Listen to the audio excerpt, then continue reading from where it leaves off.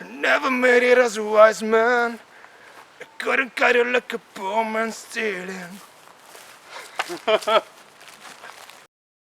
Hi friends, today I'm here with my friend Nicola Curini that come from Rieti to visit me.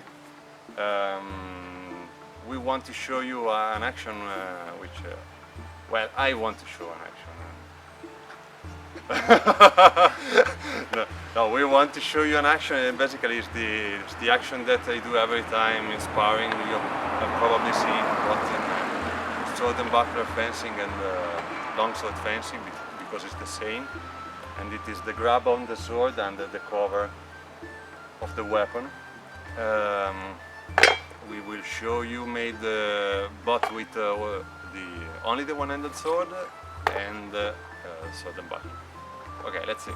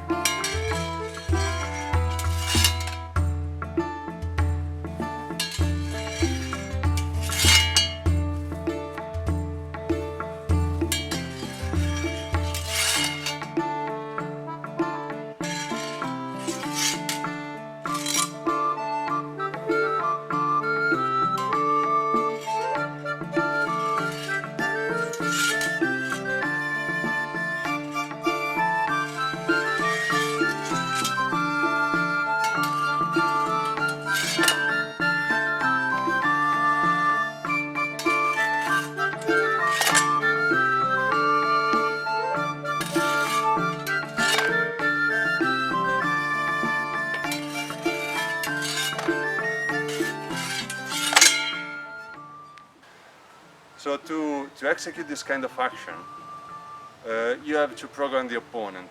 You have to understand what the opponent is doing when he wants to parry the action on this side, the external side. And if you strike or thrust the opponent to parry with the falso, like this, you understand that you can easily execute this kind of grab. The most easy way to strike back from this parry is a mandritto action. So the opponent is striking back with his mandritto. So you want to prevent this by already parrying the riposte. So in general you want to basically feint this thrust, because you don't want to land the thrust. It is not important, and you don't want to waste time. You are already programmed to go for the grab. You feint the thrust, but you are entering inside the space, and then when you step, you grab the opponent's sword and then you strike. So if the sword is moving over your edge, it can happen, the sword can slide, probably maybe you can get cut, or just the gloves can get cut. It is not important in some ways. If the weapon is stopped, it is better, of course. So you try always to grab a weapon which is not moving. But if you still grab the weapon which is slightly moving over your edge, it's okay, because then you control it. You don't lose the hand just for a little slide. If you can grab the sword and you have gloves, that's okay.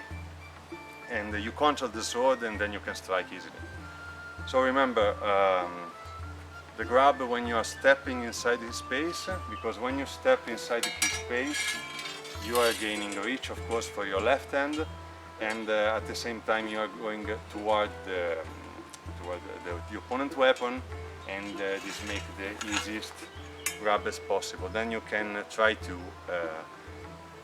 pull the sword to disarm the opponent if you want. Sometimes this happens, sometimes this not happen. If you don't want to risk too much, you can just pull a bit to control the weapon, and then you strike. You can strike a reverso, or you can just redirect your sword to just thrust, or you can do both the actions. So this is not really important. You have to art him, so that's it. That said, so remember, just feinting the thrust, not a real thrust. This is very important. If you do the real trust, you lose time.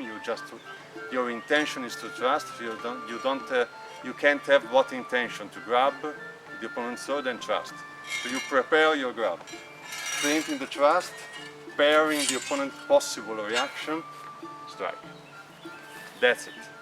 So thanks to Nicola for the help, and I hope this video will help you in your fencing.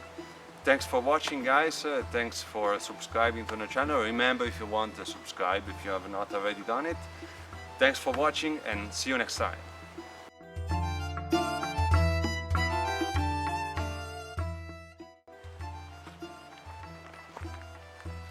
Subscribe.